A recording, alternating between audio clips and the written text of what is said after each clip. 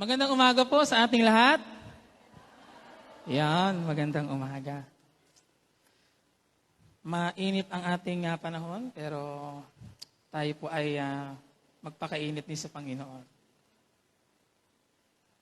Okay, so tayo po pa rin ay nasa series pa rin po ng ating mga pag-aaral tungkol sa mga marka ng isang tunay na Kristiyano.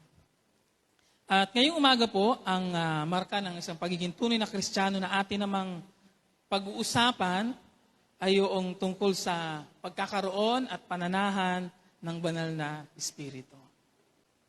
Kilala natin ang banal na Espiritu. Ano po? Ito ang isa sa tatlong persona ng ating Diyos. Ang Diyos Ama, Diyos Anak at ang Diyos Espiritu. Ngayon sabi po sa isa sa ating mga talata, will you please open your Bible sa Roma chapter 8 verse 9. Roma chapter 8 verse 9. Basahin natin ng buo yung verse. Ngunit hindi na kayo namumuhay ayon sa laman, kundi ayon sa Espiritu, kung talagang nananahan sa inyo ang Espiritu ng Diyos. Kung talagang nananahan sa inyo ang Espiritu ng Diyos.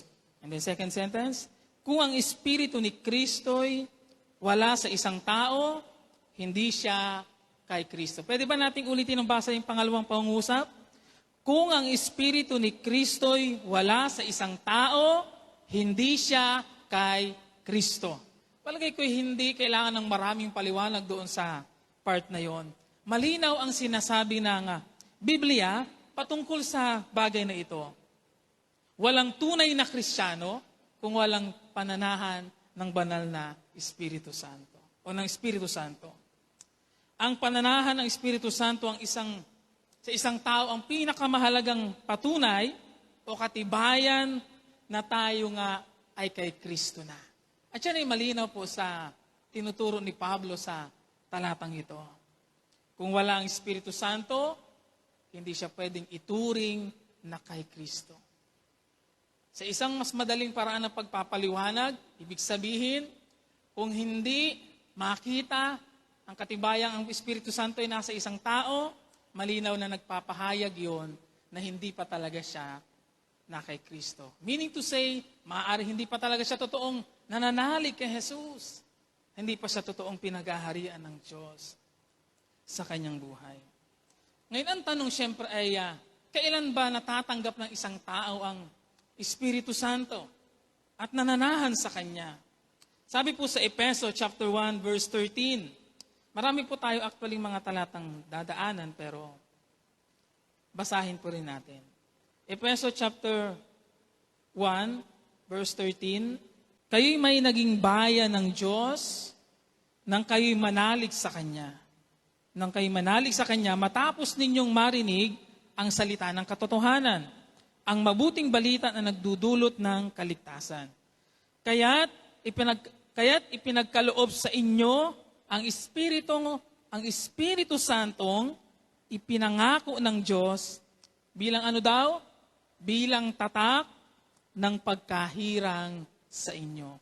Kaya kailan sumasa atin o natatanggap ng isang tao ang Espiritu Santo?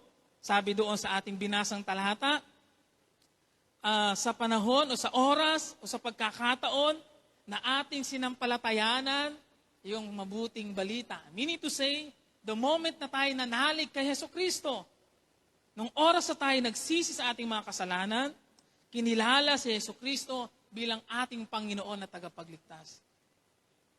Ang sabi dito, kaya't ipinagkaloob sa inyo ang Espiritu na siyang pangako ng Diyos bilang ano daw, bilang tatak, bilang selyo, na tayo nga ay kabilang sa mga hinirang ng Diyos. Hindi ba yun na isang karagdagang mabuting balita para sa atin? Na hindi lamang yung ating confession ang nagpapatunay na tayo kay Kristo na, kundi tayo'y tinatakan. Bagaman hindi natin nakikita yung tatak na yun, siyempre, sa physical na mata. Pero yung Espiritu Santo ang nagsisilbing tatak ng pagkahirang sa atin ng Diyos.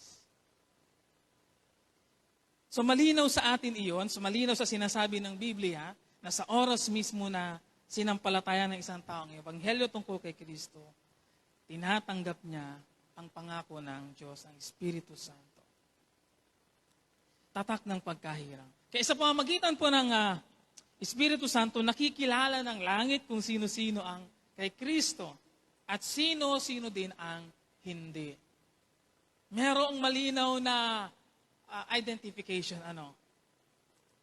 Masasabi lamang na totoong Kristiyano ang isang tao kung ang Espiritu Santo ay nasa kanya at nananahan sa kanya. At ang pananahan po ng Espiritu Santo ang nagbibigay sa atin ng malinaw na katiyakan mismo sa ating sarili na tayo ay pag-aari na ng Diyos. Dahil tayo'y tinataka na. There is no doubt na tayo ay hawak na ng Diyos ang ating mga buhay. Pag-aari na tayo ng Diyos at hindi na tayo pag-aari ng kaaway. I hope na nagbibigay sa atin ng dagdag na kumpiyansa yun sa ating pananampalataya at pagsunod sa Diyos. Knowing na sinelyuhan ng Diyos ang ating pagiging kabilang sa kanyang mga hinirang. So meaning to say po, hiwalay sa Espiritu Santo, walang pwedeng maging malinaw na pagtukoy pwedeng pagbatayan para sabihin tayo ay kay Kristo. Ang Espiritu Santo ang nagpapatunay. Kaya gaano man kabait ang isang tao, gaano man siya sabihin nating mahusay, maging isang dakilang tao, kung wala sa kanya, sabi ng ating talata, kung wala sa kanya ang Espiritu Santo, hindi siya kay Kristo. Alam na natin ito, pero still sasabihin ko, hindi ibig sabihin na tayo maraming mabubuting gawa, mabait na tao tayo, at marami tayong mga inihandog o inabuloy sa simbahan o saan man. Hindi yun ang nagtitiyak ng ating buhay na ligtas, ng ating buhay sa Panginoon, kundi ang ating pananalig kay Kristo. At yun ay sinisiliho naman sa pamamagitan ng pagtira ng Espiritu Santo sa atin. Ang kinikilala lamang na kabilang sa kaharian ng Diyos at pamilya ng Diyos ay yung merong tatak ng Diyos, ang Espiritu Santo. Idagdag pa natin yung sinabi din ni Pablo dyan din sa Efeso, chapter 4, verse 30. Halos pareho yung kaisipan.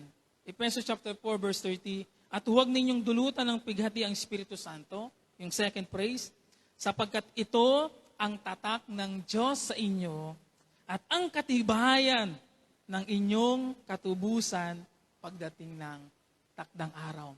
Kaya hindi magkakamali ang langit kung sino ang sino ang taga-roon at sino ang hindi. Kasi the Holy Spirit Himself ang magpapatibay noon, magpapatunay noon, na para bang sinasabi na, ito, dito yan, kabilang yan dito. Yung mga walang tatak, hindi kakikitaan ng banal na Espiritu, malinaw na hindi taga-roon. Malinaw na hindi sila kabilang doon sa mga tinubos. Ang pananahan ng Espiritu Santo sa bawat mananampalataya ay katugunan din po ng panalangin ni Jesus para sa kanyang mga alagad. Tingnan niyo po sa Juan chapter 14, verse 16 to 17. Juan chapter 14, talatang 16 hanggang 17. Sabi ni Jesus sa kanyang panalangin, dadalangin ako sa Ama, sabi niya sa kanyang mga alagad pala, dadalangin ako sa Ama, at kayo'y bibigyan niya ng isa pang patnubay na magiging kasama ninyo magpakailanman. Pwede ba niyong guhitan yung part na yon? Magiging kasama ninyo magpakailanman. Ito'y ang espiritu ng katotohanan na hindi matanggap ng sanlibutan sapagkat hindi siya nakikita ni nakikilala ng sanlibutan. Ngunit nakikilala ninyo siya sapagkat siya'y sumasa inyo at nananahan sa inyo. Napaka ganda nung talatang iyon kung atin lamang mauunawaan ng mas malalim. Ang sabi tungkol sa banal na Espiritu, part ng pangako ng Panginoong Hesus sa kanyang mga alagad kasi itong mga pangungusap niya ay mga bahagi ng kanyang mga huling mga pangungusap sa kanyang mga alagad bago yung takdang araw na darating para siya'y dakpin at na daanan yung paghihirap at kamatayan sa krus. At iniiwan niya ang mga habiling ito at mga para palakasin ang kanyang mga alagad. At nasabi niya sa kanila, ako man ay aalis pero meron darating. Meron darating. At papalit. At yun ay ang banal na Espiritu na magiging kasama ninyong magpakailanman. Kaya sa panalangin nito ni Jesus ay makikita natin na ang pananahan ng banal na Espiritu o ng Espiritu Santo sa isang mananampalataya ay magpakailanman. Ibig sabihin, hindi siya mawawala. Kung ikaw ay isang tunay na naging Kristiyano, tunay na sumampalataya kay Kristo, ang Espiritu Santo ay nasa iyo na at hindi siya mawawala. Forever na siyang nariyan at nananahan sa lahat ng mga nananalig kay Jesus hanggat tayo narito at nabubuhay sa mundo. Hindi ba ito'y nakaka-encourage? Ang mga pangungusap ni Jesus na ito'y nakaka-encourage para sa atin na mga sumampalataya sa Kanya. Totoo ito sa atin din ngayon ng mga alagad sa kasalukuyang panahon. Ang Espiritu Santo ay palaging nariyan para sa atin. Palagi natin kasama ang Espiritu Santo. Siya'y sumasa atin at nananahan sa atin sa anumang panahon o sitwasyon ng buhay. And meron siyempre merong mga pilosopong pagtatanong papaanong mangyayaring ang Espiritu Santo ay nananahan sa akin and at the same time ay nananahan sa iyo. Ano yun? Na inapagdalawa niya ang kanyang sarili? Nag-photocopy siya?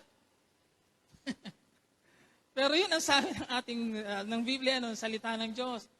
Ang Espiritu Santo ay nananahan sa lahat ng mga sumampalataya kay Jesus. O sumasampalataya kay Jesus. Ano yung pinapadami niya ang kanyang sarili? Ano bang tawag sa English yun? Ina-multiply niya ang kanyang sarili? Hindi. Yun ang isang hiwaga tungkol sa kapangyarihan ng Diyos. Hindi natin talaga lubos na maipapaliwanag yun ng sakto sa salita. Pero yun ang nangyayari. Kung ipapaliwanag natin yun, for me, ang simpleng paliwanag lamang, bakit niya nagagawa iyon? Ang simpleng sagot ay, dahil siya ay Diyos. Dahil siya ay Diyos. May mga bagay na kayang gawin ng Diyos na hindi natin lubos na maisip na paanong nagagawa iyon. Ngayon, siyempre, ang isa sa mahalagang tanong na ating pagbubulayan ngayong umaga po ay, kung malinaw na ang pananahan ng Espiritu Santo ay katibayan, tatak ng pagkahirang sa atin bilang mga napili ng Panginoon, ng Diyos. Paano natin ngayon masasabi na ang Espiritu Santo ay totoong nananahan na sa isang tao? Meron ba tayong pwedeng makitang mga panlabas na katibayan para magpatunay na ang Espiritu Santo ay nasa atin na?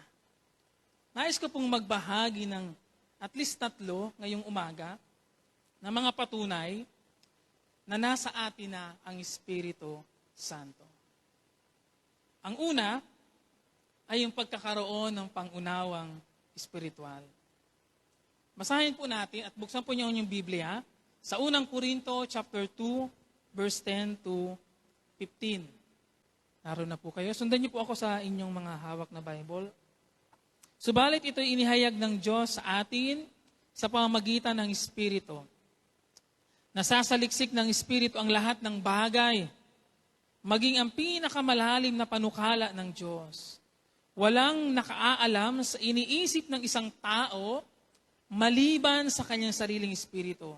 Gayon din naman, walang nakaalam sa mga iniisip ng Diyos maliban sa espiritu ng Diyos.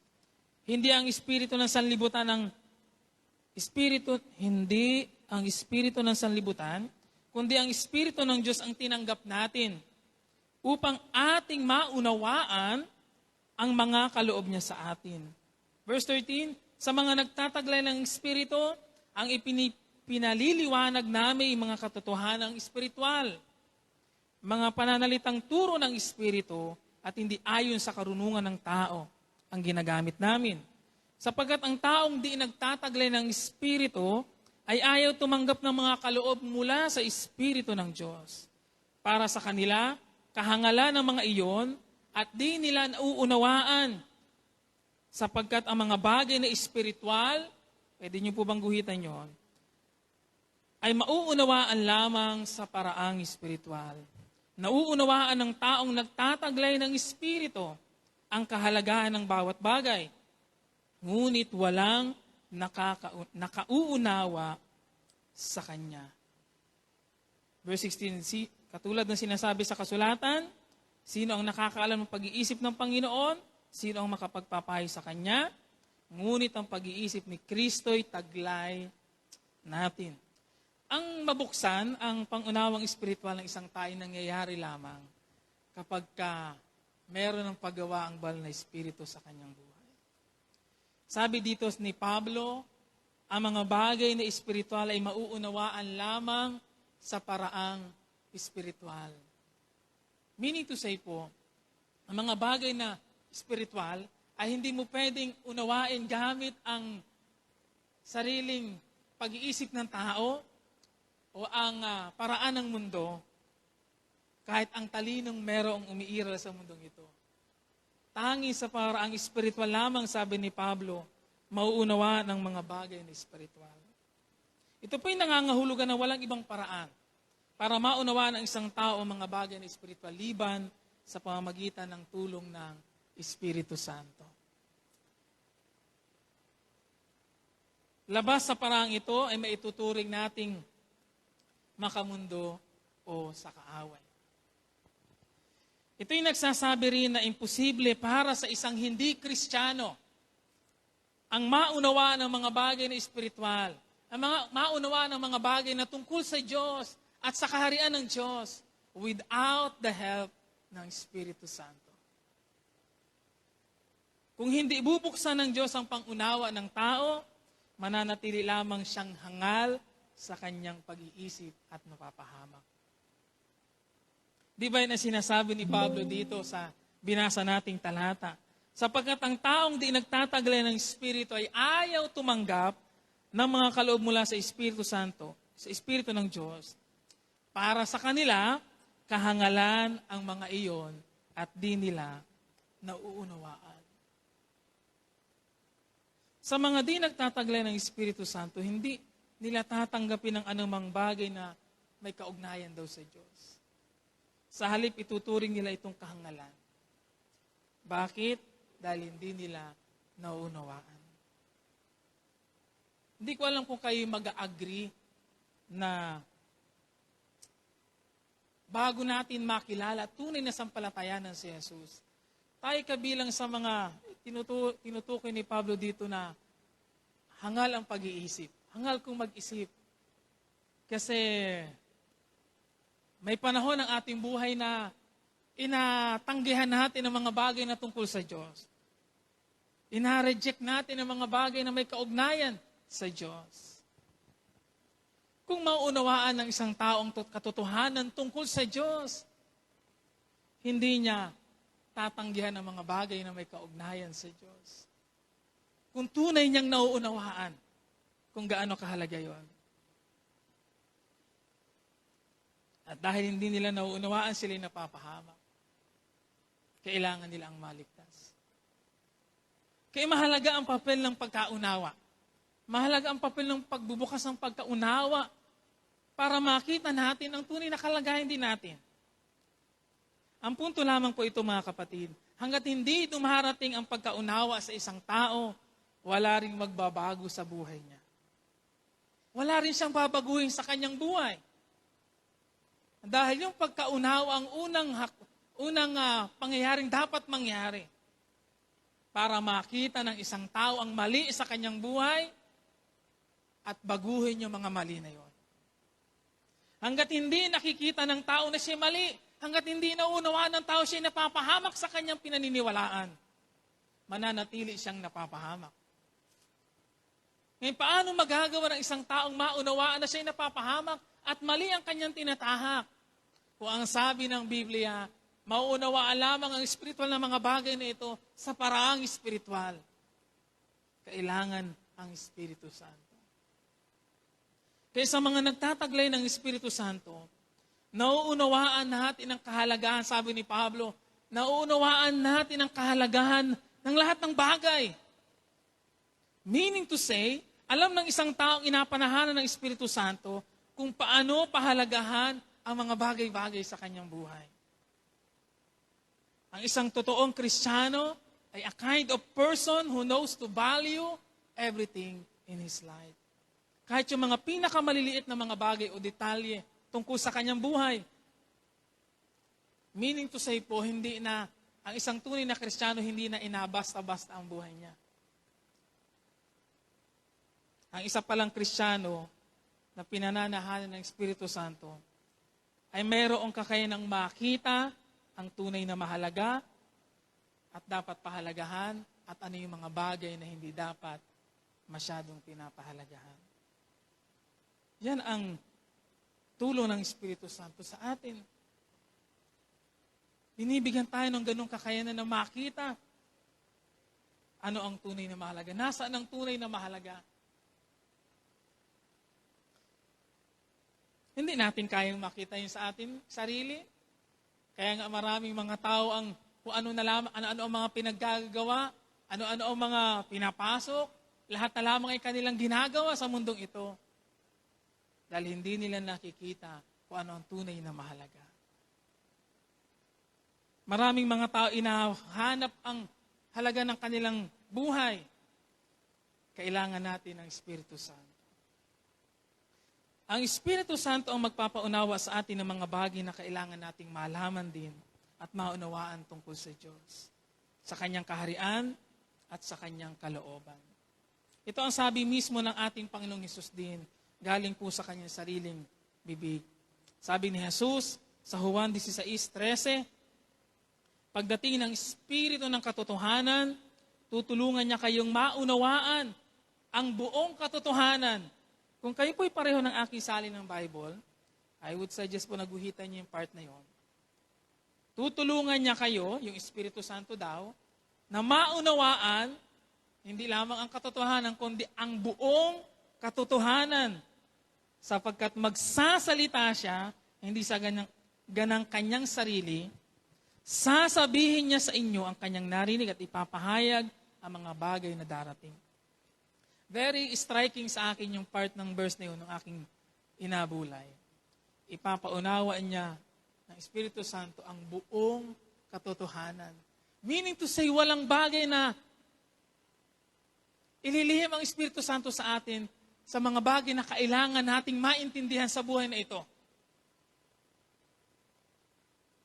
Ipinapakilala ni Jesus sa talatang ito ang Espiritu Santo bilang Espiritu ng katotohanan. Yun ang title na binigay ni Jesus din sa part na ito.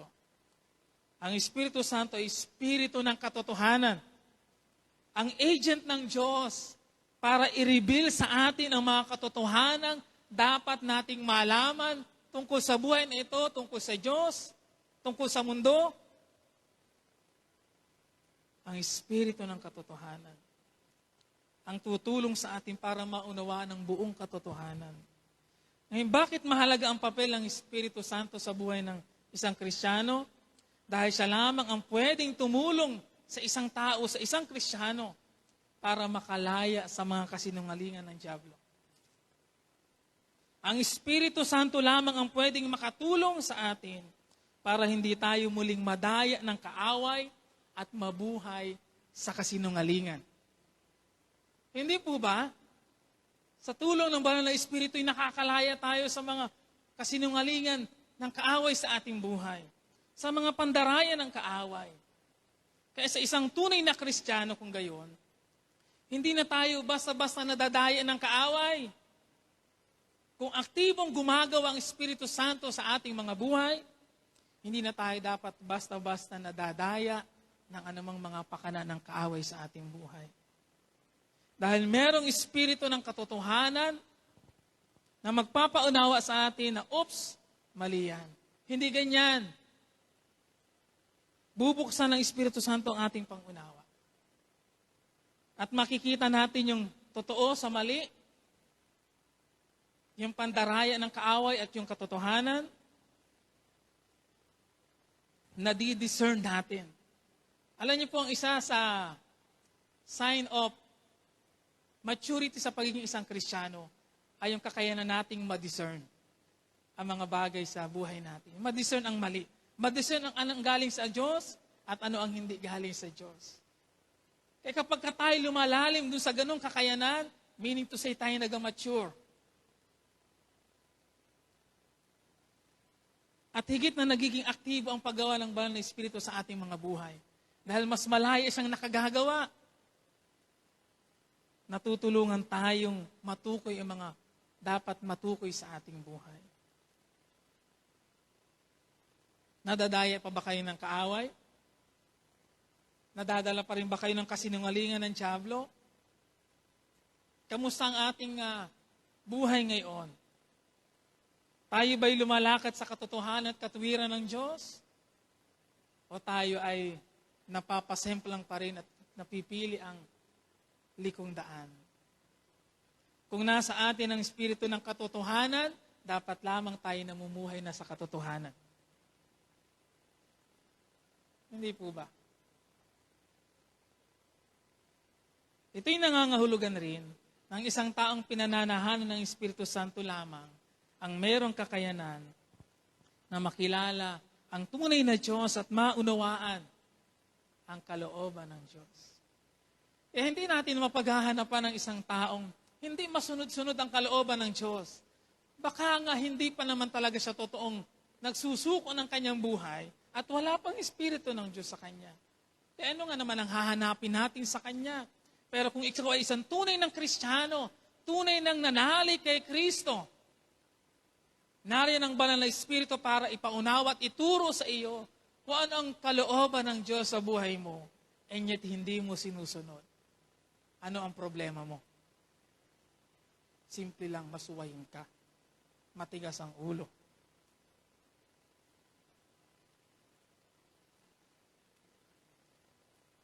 Kahit po pagdating sa ating pagbabasa at pagbubulay ng Biblia, lahat ng taong marunong bumasa ay pwedeng basahin ng Biblia.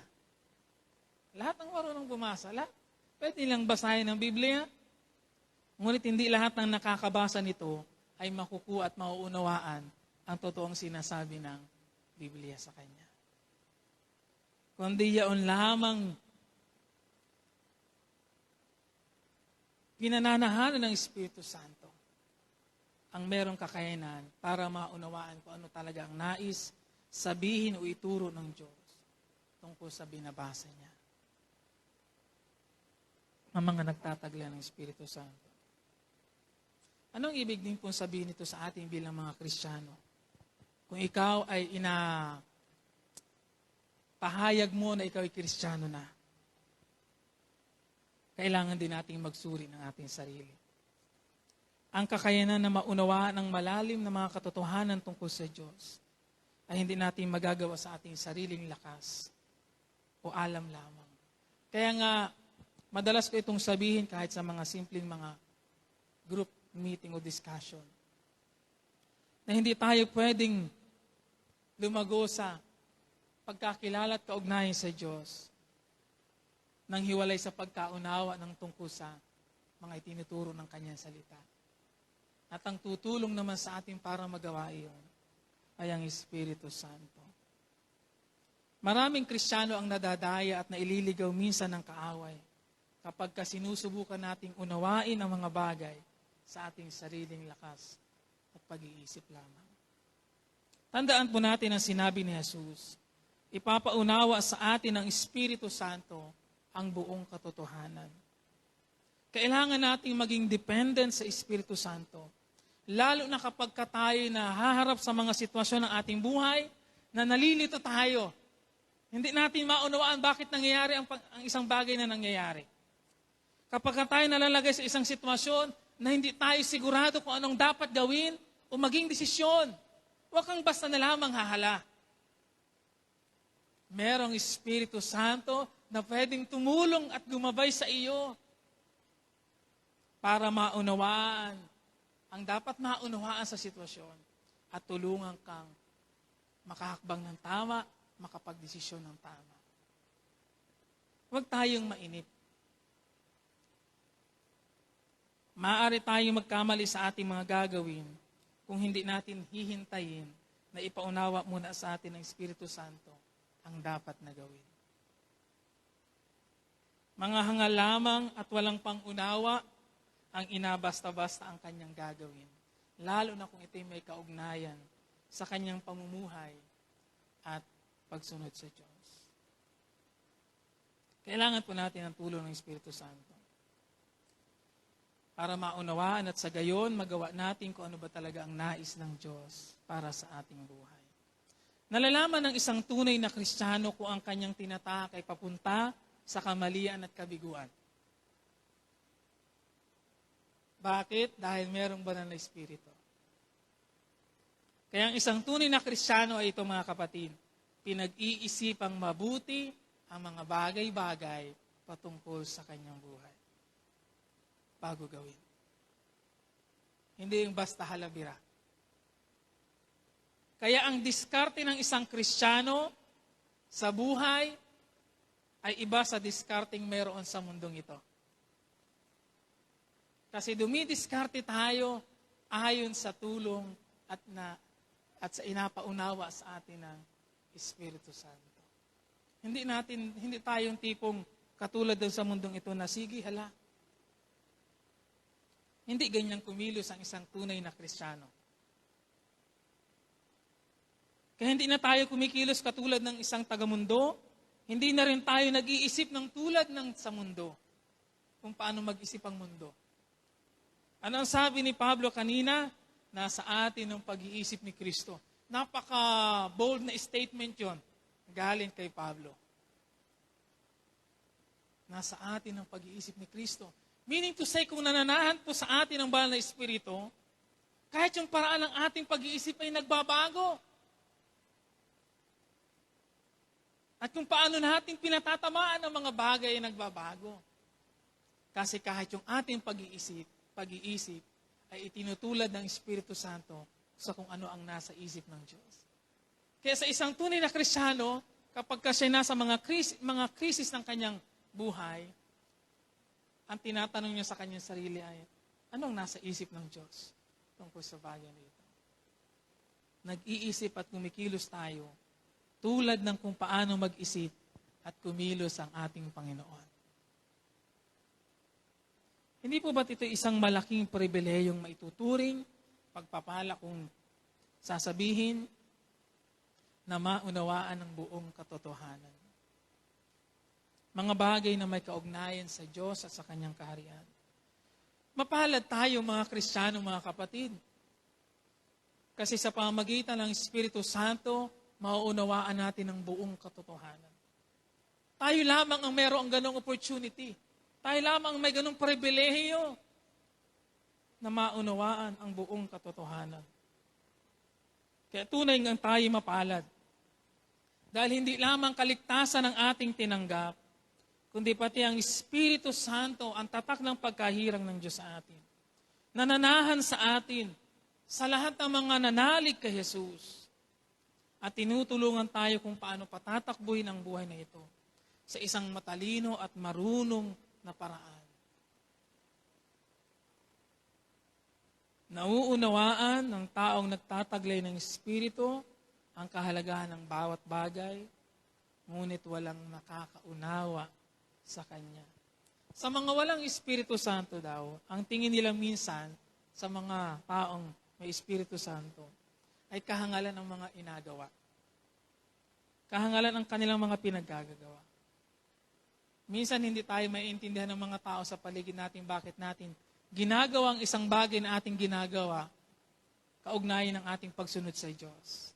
Minsan mahirap sa kanilang intindihin yon. Naghihirap na pero nagagalak pa rin. Hindi maabot ng kanilang pag-iisip yon. Dahil wala nga silang pangunawa. Para sa kanila, kahangalan yung ating ginagawa.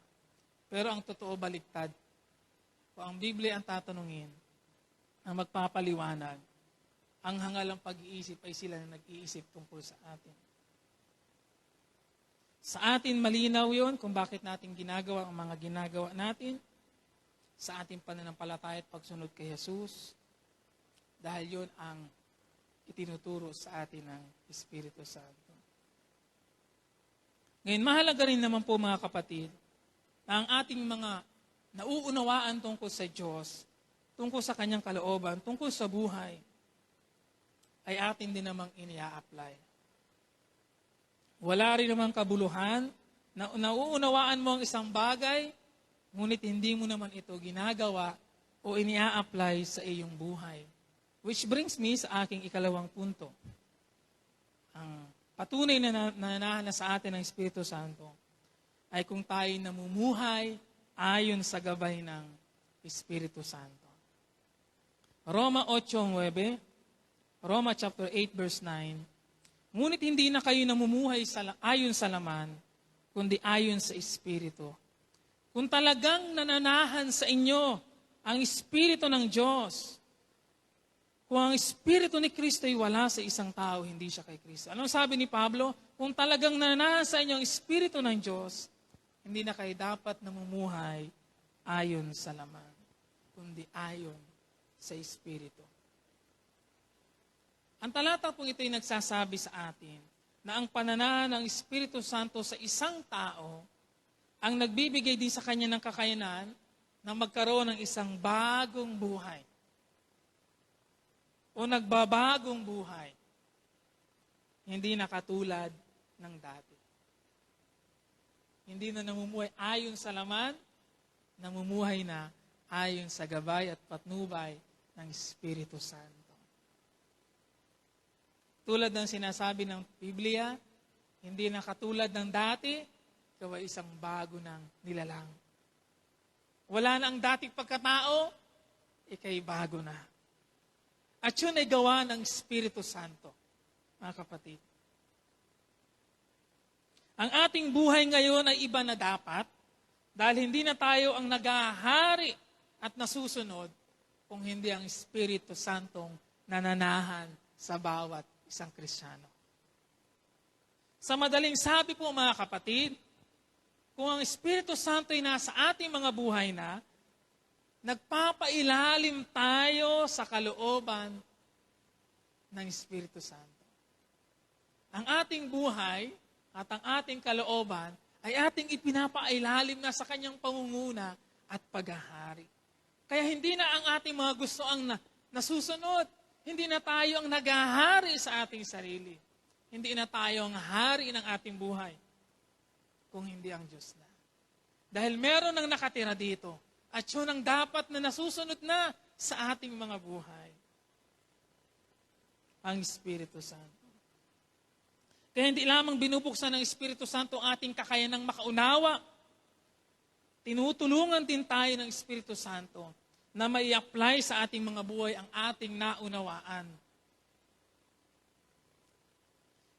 Kaya ang isang taong pinananahanan ng Espiritu Santo, mga kapatid, ay isang taong nasa ilalim ng paghahari na ng Diyos.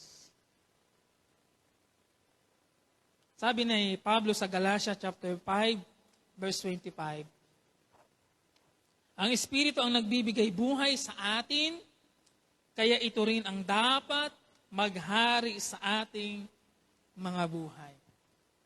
Ang Espiritu Santo ang cause ng bagong buhay, kaya siya na ang dapat maghari din sa ating mga buhay. Sino ang naghahari ngayon sa buhay mo? Sino ang nasusunod sa buhay mo ngayon? Ito'y ibig nangangahulugan, mga kapatid, na ang naghahari na sa ating puso, sa ating kalooban, ay ang Diyos. Kaya ang nasusunod na ay ang kalooban ng Diyos.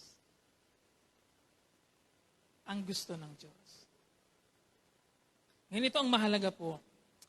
Mararanasan lamang natin ang paggawa ng Diyos sa ating mga buhay kung ang Espiritu Santo ay totoong naghahari na sa ating pong mga buhay.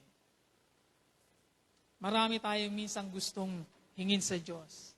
Marami tayong inaasahan na at inaasam na maranasan galing sa Diyos. Pero hanggang ngayon, ikaw pa rin ang nasusunod at ipinipilit ang sarili mong gusto. Isa ang dami nating gustong hanapin at hilingin sa Diyos. Gusto nating maranasan bilang benepisyo ng pagiging anak ng Diyos. Pero ang problema, hindi naman tayo lubos na nagsusuko ng ating sarili sa Diyos. Hanggang ngayon, ikaw pa rin ang nasusunod. Kaya papaanong i-enjoy natin ang mga paggawa ng Diyos sa ating buhay kung hanggang ngayon, ikaw pa rin naman pala ang nasusunod. Kung gusto mong maranasan ang paggabay ng Diyos, kailangan mong payagan ng Espiritu Santo na pagharian ng buhay mo. Hanggat hindi ang Espiritu Santo ang totoong naghahari sa ating mga buhay, wala rin siyang magagawa para sa iyo. Simple lang yan eh, parang dalawang taong magkasama. Itong isa ay gawa ng gawa, itong isa naman ay meron pwedeng maitulong, pero walang magagawa yung isang taong yon kung hindi naman siya papayagan ng taong yun na, sige, tulungan mo ako sa aking inagawa. Sige, samahan mo ako. Nariyan ang Espiritu Santo, pero wala siyang magagawa para sa atin kung hindi naman tayo willing na payagan siyang gumawa sa ating mga buhay. Ang Espiritu Santo ang nagsisilbing guro kung paano natin magagawa ang inaasahan sa atin ng Diyos. Sa partnership ng salita ng Diyos, itinuturo ng Espiritu Santo sa atin ang mga dapat at mga hindi dapat.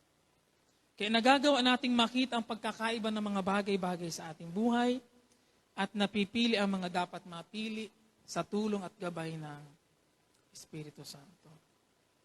Ngayon, hiwalay sa paggabay po ng Espiritu Santo, mahihirapan tayong mapili at magawa ang kalooban ng Diyos. Kaya nga sa isang taong nasa ilalim ng paggabay ng Espiritu, hindi siya maaaring mailigaw ng kaaway o ng sinuman dahil hindi tayo ililigaw ng Espiritu Santo. Bakit tayo makakaasa na kung magtitiwala lamang tayo sa patnubay at gabay ng Espiritu Santo, ay palaging ang dulo nun ay sa tagumpay, katiyakan ng tagumpay, dahil ang Espiritu Santo ay Espiritu ng katotohanan at hindi niya tayo aakayin sa mali. Hindi niya tayo ililigaw. Hindi niya tayo dadalhin sa maling daan. Ihahatid tayo ng Espiritu Santo sa dakilang plano ng Diyos para sa ating mga buhay kung matututunan lamang natin na pagtiwalaan ng kanyang patnubay at paggabay. Isa lamang ang goal ng Espiritu Santo sa ating mga kapatid. Tulungan tayo at akayin tayo na magawa ang kalooban at katwiran ng Diyos. Makita ang katwiran ng Diyos sa ating mga buhay. Kaya hindi tayo mamamali sa mga desisyon sa buhay, hindi tayo may iwasang masaktan, at hindi tayo mapapahamak kung matututo tayong magpasakop sa pamumuno ng Espiritu sa ating pong mga buhay. At magtiwalang tayo, gagabayan niya sa tamang daan. Sino sa inyo ang duda pa rin na kaya kayong gabayan ng Espiritu Santo para magkaroon ng isang buhay na ganap at kaaya-aya?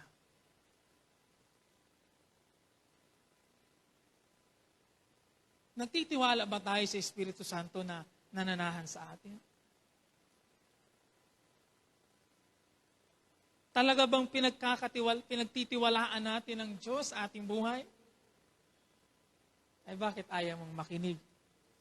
Bakit ina-neglect mo? Bakit ina-reject mo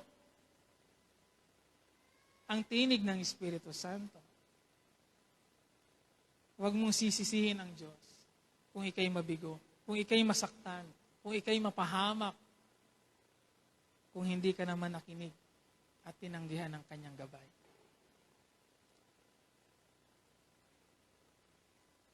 maaari kong sabihin na kung ikaw man ay napahamak, kung ikaw man ay nabigo at nasaktan, maaari kong sabihin na maaaring isa sa malinaw na dahilan kung bakit nangyari yan sa iyo ay dahil tinanggihan mo ang gabay ng Espiritu Santo sa buhay mo.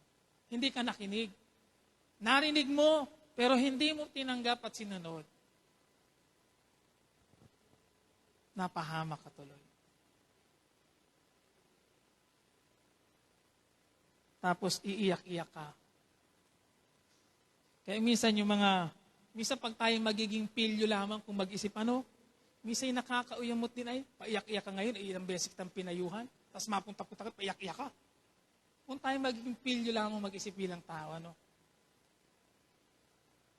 From time to time, ang Espiritu Santo, inarimain tayo mga kapatid, para ingatan at bantayan tayo at tiyakin na tayo hindi na mapapahamak at mahuhulog pa sa kamay ng kaaway. Mga kapatid,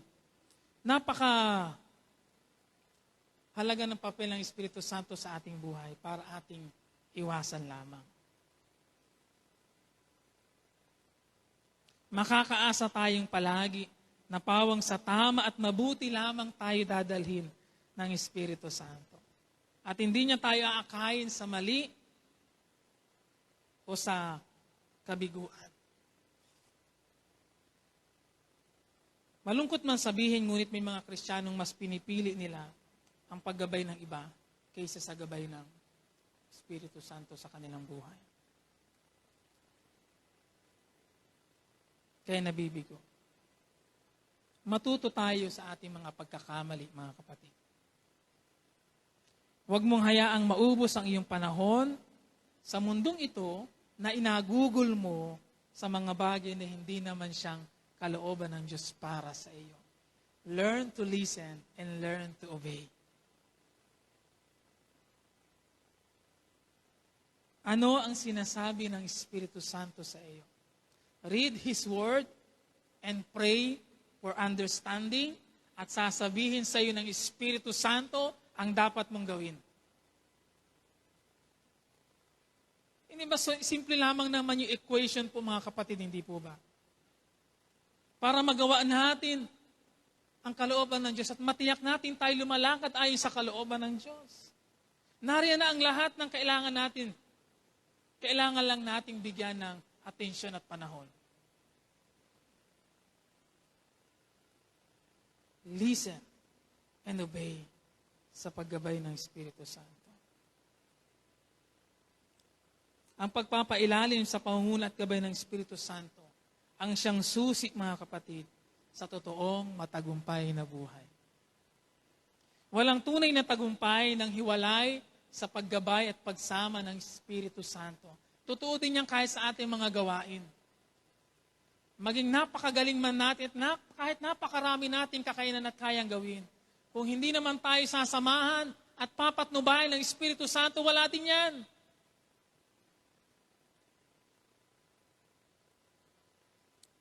Hindi ko na-note, pero ang sabi ng isang talata din sa Roma, sabi ni Pablo, makapagbibigay lamang tayo ng lugod sa Diyos sa pamamagitan din ng tulong at pagsama ng Espiritu Santo. Kasi magagawa lamang natin ang mga bagay na tunay na kalugod-lugod sa Diyos sa pamamagitan ng paggabay ng Espiritu Santo. Kaya without the presence ng Holy Spirit, mahirap nating magawa ang mga bagay na tunay na magiging kalugod-lugod sa Diyos. Kasi ang gagawin natin ay mga gawang makatao lamang. Mga gawa ng tao lamang ang pwede nating magawa at ma-accomplish. Pero with the help and guidance ng Holy Spirit, ang ma-accomplish natin ay mga bagay na siyang nais talaga ng Diyos. Kamusta ikaw, kapatid? Kamusta tayo? Gaano tayo katiyak na tayo sumusunod ayon sa gabay ng Espiritu Santo sa ating mga buhay? Ang ginagawa mo kaya ngayon ay siyang nais talaga ng Diyos para sa buhay mo. Ang ipinapamuhay mo ba ngayon o ang klase ba ng pamumuhay na meron ka ngayon ay siyang nais talaga ng Diyos para sa buhay mo? Sinabi pa ni Juan ang mga pangungusap na ito. Sa Juan 14, 26. Yung salita din ng Panginoong Hesus pala ito. Sabi niya, Juan 14:26, ngunit ang patnubay, ang Espiritu Santo na susuguin ng Ama sa pangalan ko, ang siyang magtuturo sa inyo ng lahat ng bagay at magpapaalala ng sinabi ko sa inyo. Ang Espiritu Santo ang magtuturo ng lahat ng bagay at hindi lamang niya basta ituturo, paalala niya sa iyo yung kanyang itinuro. Para hindi ka makalimot, para palagi kang ma-remind, ganito ang sabi. Ganito ang instruction sa akin ng Espiritu Santo. Ganito ang sabi ng Diyos. Ganito siya dapat. Ngayon, kung tatanggihan po natin mga kapatid, ang pagtuturo at gabay ng Espiritu Santo, ang katumbas noon ay pagsuway sa kalooban ng Diyos. Kung ang goal at purpose ng ating buhay ay bigyang lugod ang Diyos, magagawa lamang natin ito sa pamamagitan ng tulong at gabay ng Espiritu Santo. Bakit ko po nasabi yon? By nature, hindi natin kayang gawin yon. By nature natin bilang mga tao, ang palaging gusto nating i-please ay ang ating sarili. Kaya nga kahit ang uri ng ating pamumuhay, ganun ang uri ng ating pamumuhay, kasi ang gusto nating ma-please ay ang ating sarili. Nasisihan tayo sa mga nangyayari. Ngunit bilang mga Kristiyano, hindi na tayo nabubuhay para sa sarili, kundi para sa Diyos at sa Kanyang kaharian. Mga kapatid, malinaw na po ba sa inyo yon? Na bilang mga Kristiyano, hindi na tayo nabubuhay para sa ating sarili, nabubuhay na tayo para sa Diyos at sa Kanyang kaharian? Oo. Parang hirap lunukin ninyo Pero yun ang katotohanan bilang mga Kristiyano. At yun ang sinasabi ng salita ng Diyos. Meaning to say, wala na tayong karapatan sa ating sariling buhay. Ito'y sa Diyos na. At nasa Diyos ang lahat ng laya kung anong gusto niyang gawin at paano niya nais gamitin ang ating buhay. Kaya kapag merong malinaw na gabay at instruction ng Espiritu Santo tungkol sa iyo at sa dapat mong gawin and then ina-reject mo at ina-neglect mo, pwede natin i-consider yon na maaring isang anyo ng pagsuway o pwede rin mangyaring isang anyo ng pagre-rebelde sa Diyos. Kasi malinaw na ito ang kanyang kalooban, pero inatanggihan mo at inapaglabanan mo. Sabi ni Pablo, Roma 8:5, sapagkat ang mga namumuhay ayon sa hilig ng laman ay namuhumaling sa mga bagay ukol sa laman, ngunit ang namumuhay sa patnubay ng Espiritu ay nagsisikap ukol sa mga bagay na espiritual. Ang pinagsisikapan daw po ng isang taong nasa ilalim ng gabay ng Espiritu Santo ay ang mga bagay na espiritual. Pero kapag tayo nasa ilalim ng impluensya ng laman, ang pinagsisikapan natin ay mga bagay na makalaman at makamundo. Simple as that.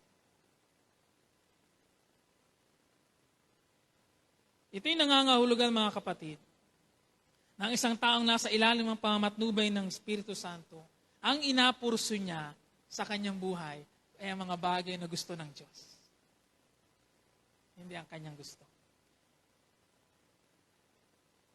Kasi kapag ang inapurso pa rin natin ang ating lahat ng ating gusto lamang, yan ay maaaring isang malinaw na indikasyon ng pagiging makalaman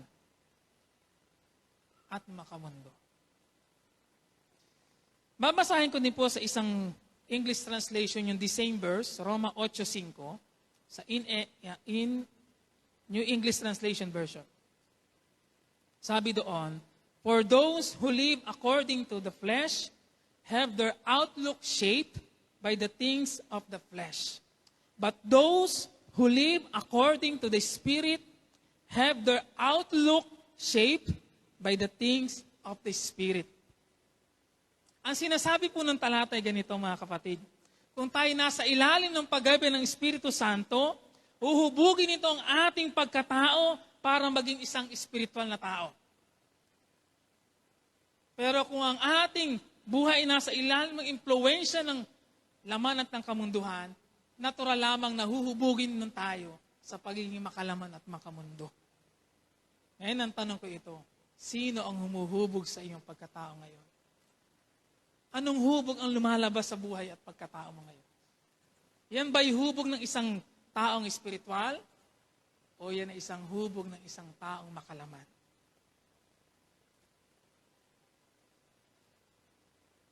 Kung kanino ka nagpapailalim at sumusunod, yun din ang huhubog ng iyong buhay at pagkatao. Galatia 5:16 hanggang 17, ito ang sinasabi ko sa inyo, ang Espiritu ang gawin niyong patnubay sa inyong buhay at huwag ninyong susundin ang pita ng laman, sapagkat ang mga pita ng laman ay laban sa mga ninanasa ng Espiritu at ang mga ninanasa ng Espiritu ay laban sa mga pita ng laman. Magkalaban ang dalawang ito, kaya hindi nyo magawa ang ibig ninyong gawin. Paulit-ulit lamang mga kapatid ng instruction, ano po, na mga talatang ating inabasa. Ang gawing patnubay ay ang Espiritu Santo. At dito sinasabi naman, ina-impose yung katotohanan dahil magkalaban ang dalawang yan. Ang laman at ang Espiritu Santo ay magkalaban. Kaya kapag napili mo ang gusto ng laman, ilalabanan mo ang Diyos, ang kalooban ng Diyos. Ibinigay na po sa atin ang tulong para hindi tayo mahulog sa pakanan ng kaawit, patibong ng kaawit. Mga kapatid, matuto tayong makinig at sumunod sa gabay ng Espiritu. Makinig ka at sumunod sa gabay ng Espiritu Santo, tiyak na mapapabuti ka.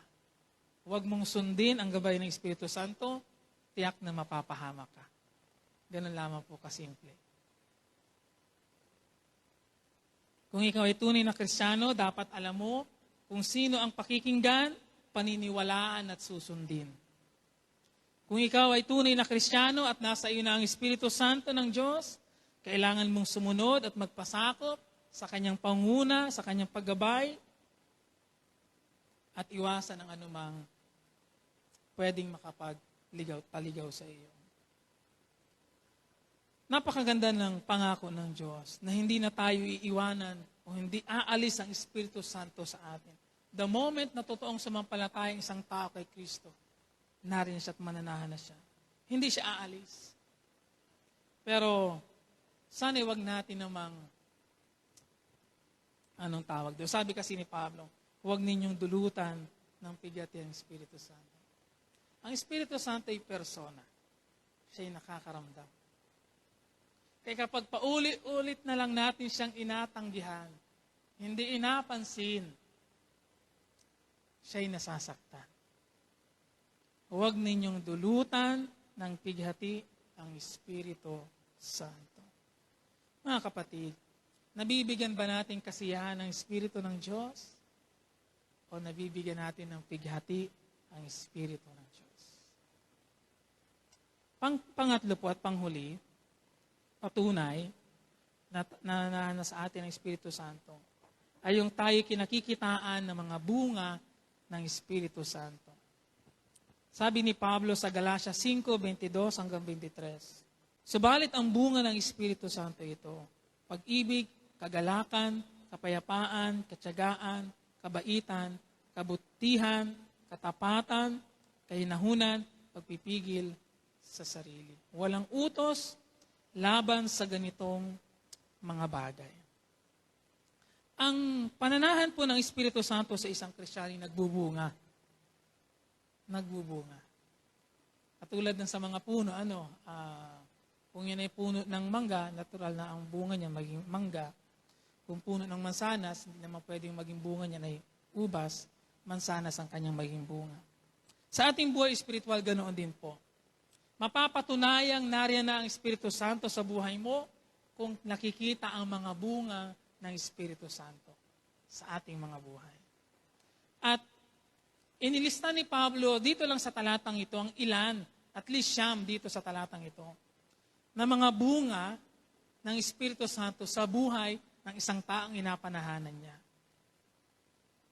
Ang mga bungang ito siyempre resulta ng mga pagbabagong ginagawa ng Espiritu Santo sa buhay ng isang tao. Sa buhay ng isang tao. Katulad ng sinasabi din ni Pablo sa 2 Korintos 5:17, na ang sino mang nakipag-isa kay Kristo, isa ng bagong nilalang, wala na ang kanyang dating pagkatao, siya'y bago na. Kaya nasasabing bago na, dahil hindi na nakikita yung mga dating meron sa kanya, ang nakikita yung mga bago. Bagong gawi, bagong pag-uugali, bagong kilos. Kaya sadyang may nagbabago at nag-iiba sa isang taong tunay na sumampalataya kay Kristo. Sa isang tunay na Kristiyano, nagbabago ang kanyang pamumuhay, nagbabago ang kanyang kilos, and even ang kanyang pag-uugali at pakikitungo'y nagbabago.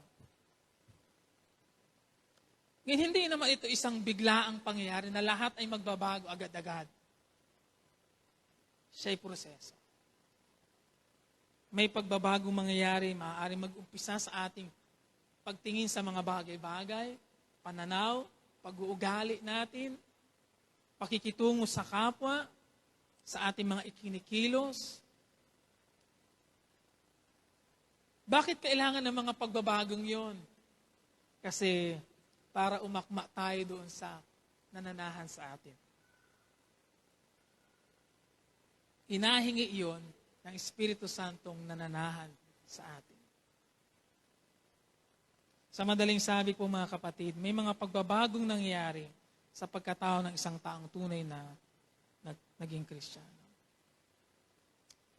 So merong siyam, ang bungang ito ay katibayan ng isang tao ay nasa ilalim ng impluwensya at paggabay ng Espiritu Santo. At sa pamamagitan ng mga bungang ito ng Espiritu Santo, nakikilala ang pagkakaiba ng mga Kristiyano sa mga hindi Kristiyano. Na-identify. Dahil ang lahat ng mga katangiang ito ay may kaugnayan sa katangiang makikita po natin kay Hesukristo. Pinagtitibay ng mga bungang ito, hindi lamang ang pananahan ng Espiritu Santo sa atin, kundi yung kaugnayang meron tayo kay Jesus.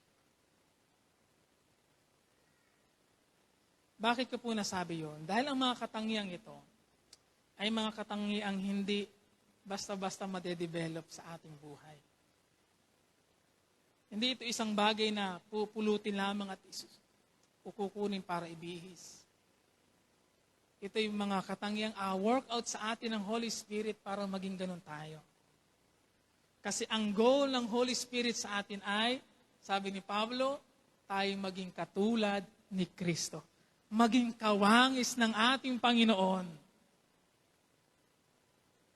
Kaya mahalaga ba na maging ganito tayo? Mahalaga.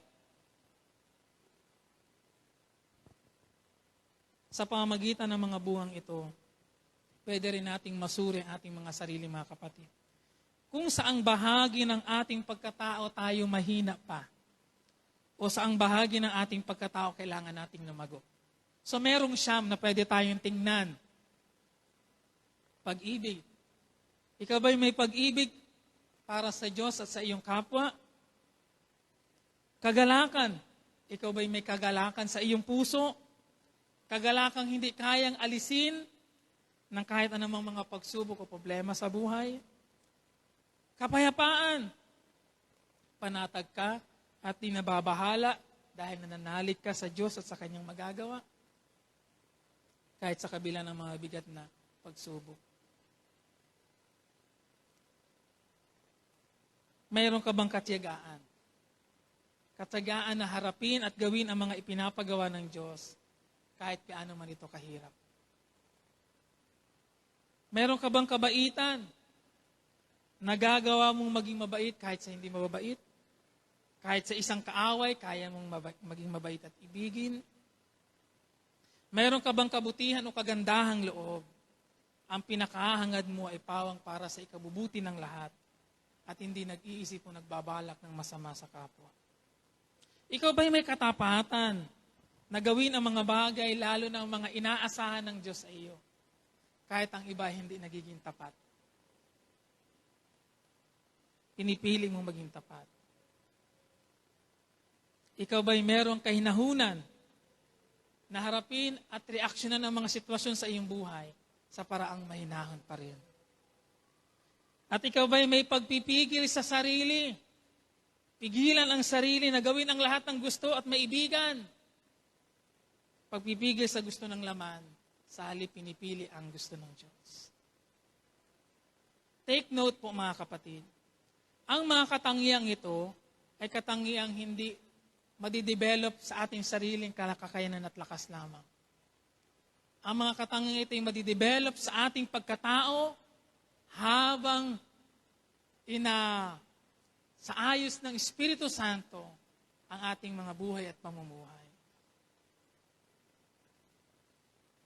Kaya sinabi itong bunga ng Espiritu Santo, magiging totoo lamang at makikita lamang ito sa ating mga buhay habang lumalalim ang impluensya ng Espiritu Santo sa ating mga buhay.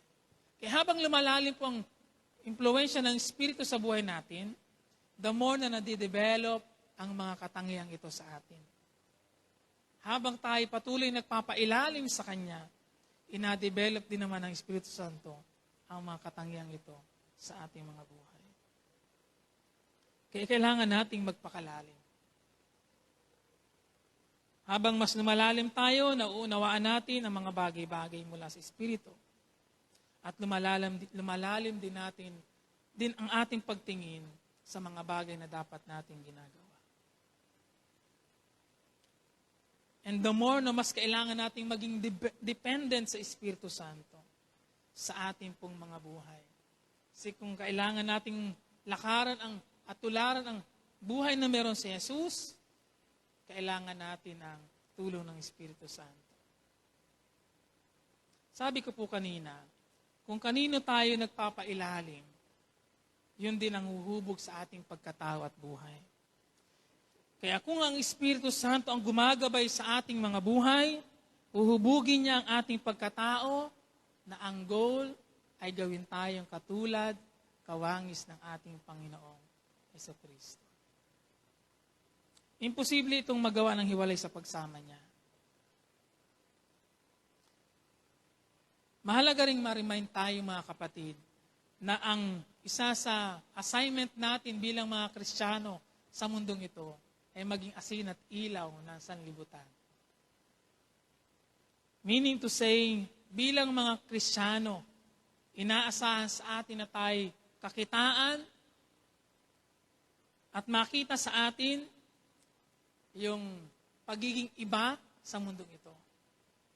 Lumilikha tayo ng difference sa mundong ating ginagalawan. Sa komunidad na ating kinabibilangan at sa mga taong ating nakakasama at nakakahalubilo araw-araw. Magagawa lamang natin ito sa tulong at pagsama ng Banal na Espiritu. Ang tanong, kamusta ang iyong pamumuhay? Nakikita ba sa buhay mo ang pag-ibig ni Kristo? Ang kabutihan ng Diyos? Nagliliwanag ba ngayon si Kristo sa buhay mo? Hindi ba yung bunga ng Espiritu Santo ay parang anong tawag doon? The more na nadadagdagan ng mga katangiang yon, the more na nagliliwanag din naman sa ating buhay ang Panginoong Jesus. Kasi nasasalamin nila, nakikita nila sa ating mga buhay si Jesus. Ang mga gandang katangian ng ating Panginoong Jesus.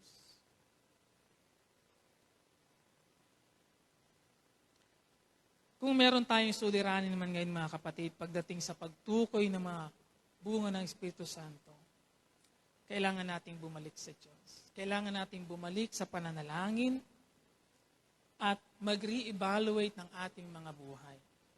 Ikaw ba ay totoong nakasuko na sa Panginoon? Totoo bang naghahari na ang Diyos sa buhay mo? Pinapayagan mo nga ba ang Espiritu Santo na gabayan ng buhay mo? Ang papel ng Espiritu Santo sa buhay ng isang Kristiyano ay lubhang napakahalaga para baliwalain. Walang sino man sa atin ang magagawang ipamuhay ang isang Kristiyanong pamumuhay ayon sa pamantayan o standard ng Diyos, hiwalay sa presensya ng Espiritu Santo. Siya ang tatayo nating guro, gabay at tagasaway para magawa nating maipamuhay ang isang buhay na nais ng Diyos para sa atin. Ngayon, sa akin pong pagtatapos, babalik ako kung saan ako nag-umpisa kanina. Sabi ko kanina sa introduction, ang Espiritu Santo ang tatak ng pagkahirang ng Diyos sa atin. Ito ang patunay na tayo kabilang na sa sambahay ng Diyos at pag-aari ng Diyos. Ngayon, sa marami pong mga establishment, sa mga company, at parang meron din po yata ito kay na Pastor Manny, meron tayong tinatawag na biometrics. Ito isang paraan o proseso para i-identify ang pagkatao o pagkakilala ng isang tao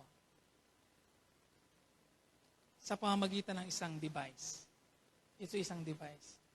Kaya bago ka makapasok sa company o sa establishment na yon, kung ikaw ay isang trabahador doon, kailangan mong mag-log-in sa pamamagitan ng biometrics na yon. Yan ay maaari sa pamamagitan ng fingerprints, voice, o di kayo ng mata, merong inabasa yung mata. At yun ay ipaprocess ng device sa kanyang system para i-check yung information ng taong yon. Kaya pag na-scan na, mag-process yung system nun para i-prove na ay talaga niyan ay nagtatrabaho sa lugar na ito, sa company na ito. At verify yon. Pag nag-verify, okay na. Pwede ka nang pumasok. Pinapatunayan, pinapagtibay na ikaw nga ay kabilang sa company niya. Pero minsan ay nag-appear na, ang nag-appear ay yung failed to verify. Minsan yun ang na-appear. Failed to verify. Or di kaya, no data. No data. Ganyan din naman sa atin bilang mga Kristiyano. Ang presensya lamang ng Espiritu Santo ang siyang makapagpapatunay ng ating identity.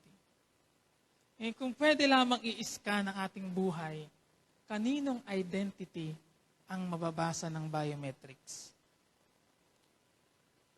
O meron siya kayang mababasang identity ng Espiritu Santo na nanahan sa atin? Ano kaya ang mag-a-appear dun sa monitor? Okay? Verified? Or fail to verify? Meaning, there is no sign at all ng presensya ng Espiritu Santo. Uulitin ko ang verse na aking ginamit sa introduction. Roma 8:9. Kung ang Espiritu ni Kristo ay wala sa isang tao, hindi siya kay Kristo. This could be a warning sa sino man sa ating narito. This could also be a reminder para sa bawat isa sa ating narito. Pero maaari din itong maging isang paanyaya para totoong magsuko ka this time ng buhay mo kay Jesus. Simple lang ang gustong sabihin ni Pablo sa talatang ito. Matatanggap at mapapasa atin lamang ang Espiritu Santo kung buong puso kang mananalig kay Jesus bilang Panginoon mo at tagapagligtas.